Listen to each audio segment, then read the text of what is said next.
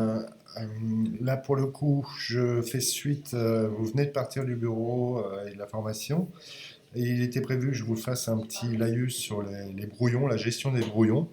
Il faut avoir à l'idée, avant que je commence, que une page peut avoir une version qui est disponible, visible pour les internautes, qui ne comporte pas la modification qu'on s'apprête à publier, et une autre version qui comprend donc cette modification, qui n'est pas visible de l'internaute lambda et qui est en attente, en transit, en attente d'être publiée. Alors là, je reprends l'article qu'on a pris ensemble. Donc c'est bien l'article sur lequel on a travaillé avec vous. Je fais nouveau brouillon, ça me permet d'éditer cette page. Et comme le dit très bien ce bouton, finalement, je crée un brouillon. Ce brouillon, je vais faire le choix soit de le transformer en publication, dans ce cas-là, ça écrasera la version précédente, soit ça va créer un brouillon qui sera en attente d'être publié.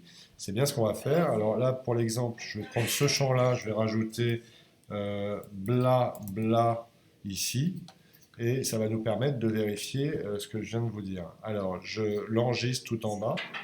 Et vous voyez que je le laisse en brouillon. Je ne le passe pas en publié, je le laisse en brouillon et j'enregistre. Ça prend un peu de temps et on va pouvoir voir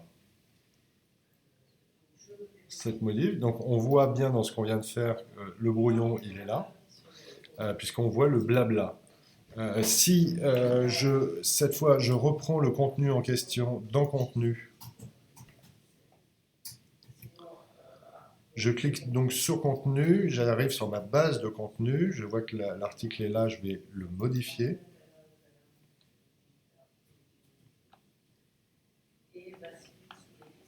On voit bien le blabla.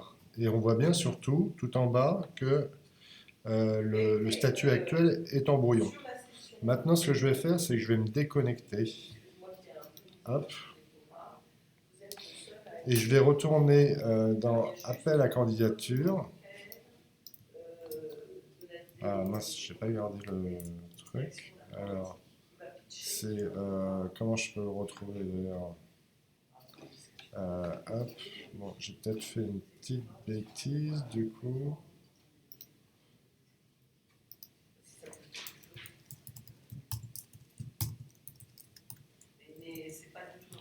Donc je me reconnecte pour reprendre. Ah non, le voilà. Hop, je l'ai trouvé sur un autre onglet. Donc là, je reste déconnecté et je vais aller voir l'article. Là, ça vous montre bien que je ne suis pas connecté, je suis un internaute lambda.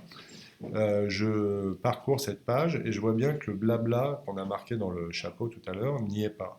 Ça veut dire que l'internaute ne voit pas le brouillon, il voit bel et bien l'ancienne version. Si maintenant, comme vous me le demandiez, vous souhaitiez réintervenir un jour, 2 jours, une semaine plus tard sur ce fameux brouillon, comment le retrouver? Donc, on va se reconnecter cette fois. Donc, je vais me connecter avec votre compte. Hop. Donc là, il s'agit.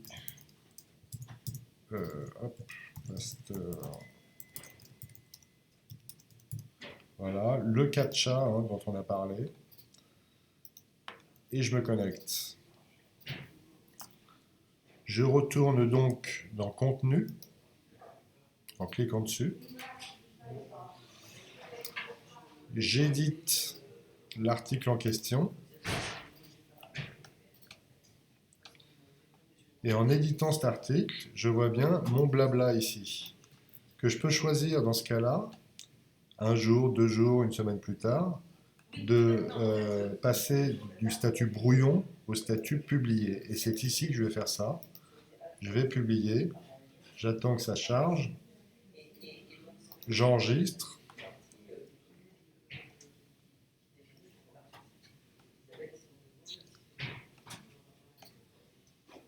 et je vais afficher l'article en question en cliquant dessus ici. Ça va me permettre de voir ce que voit l'internaute. Il voit blabla. Et je vais aller un peu plus loin, c'est que je vais me déconnecter. Donc cette fois, je vais quand même prendre l'adresse. Je me déconnecte. Et là, je vais vraiment voir ce que voient les gens qui ne sont de fait pas connectés à notre site. Et ce qu'ils voient, c'est le blabla, effectivement, qui est là. Donc le brouillon est passé en mode publié, et là, du coup, tout le monde le voit.